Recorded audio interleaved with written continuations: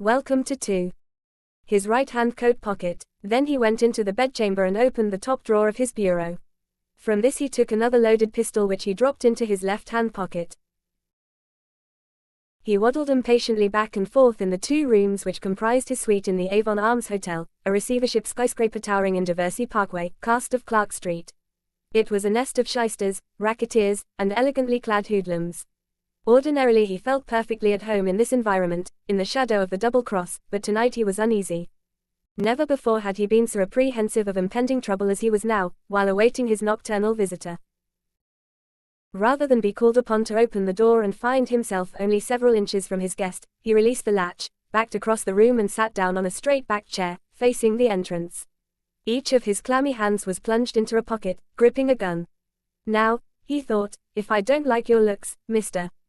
Smith, or whoever, or whatever you are, I'll make you back right out again. Nobody's going to pull a fast one on little Horace. The knocking he presently heard was stealthy, almost inaudible, but loud and blustering was his response to it. Come in, he shouted. The door opened silently. A man whose broad shoulders and muscular arms bulged visibly under his tightly draped jacket stepped in and closed the door behind him. His right hand remained in his pocket, as though he, too, was grasping a weapon. With his other hand he tilted the dip-brimmed, summer felt hat back from his forehead. "Denac," exclaimed Camberton, jumping to his feet. There was no mistaking the name of this visitor. His face was pictured almost daily in the newspapers. He was Anton Tony Denac, widely publicized as America's public enemy number onk. So you do know me, after all, the stranger grunted, defiantly jutting out his jaw. And you know there's a reward of 25 grand on my hide. But, his pocketed hand lifted the coat slightly, don't think you'll collect it. Besides, I can more than double the ante if you'll work on my side. Camberton's fat, greedy face broke into an oily grimace which he believed was a cordial smile. Let's be friends, he said, extending a welcoming hand. Denac grinned out of the side of his mouth as he grasped the lawyer's flabby fingers in his own ham-like fist. Okay, now you're my mouthpiece and you'd better be a good one. That's what I need. You need a drink, too, my boy. The 2 men sat down facing each other and talked, that is to say, Denac talked. Camberton merely listened and watched his guest down one drink after another from the whiskey bottle which the lawyer had placed on a convenient magazine table. Camberton, at the same time, simulated just the proper degree of sympathetic understanding. He was adept at it. It was in this way that he came to know so many things which necessitated such undercover equipment as the secret telephone. Denac, the hunted, seemed eager to unburden himself to the Athénée. For all his bulk and reputation as a hard hombre, he was plainly frightened. He had achieved too much notoriety for his peace of mind. Having lived by the gun he apparently feared death by the gun. Every man's hand was against him.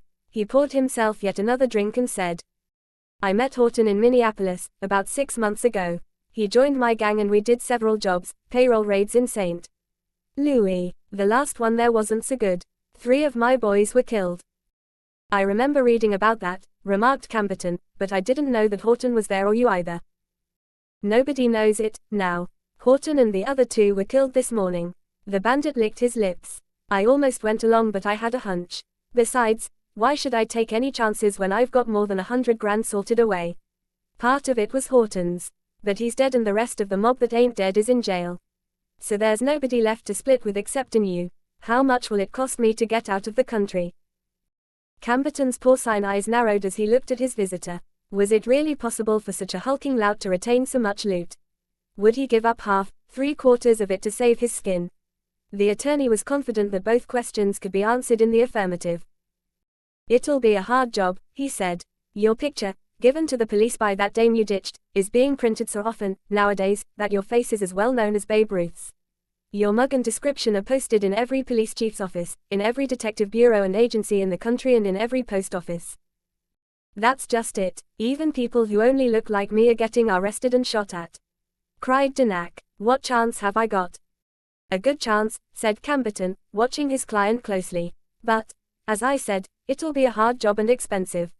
There will be certain preliminary costs. First of all, I'd have to hire someone to do a little 3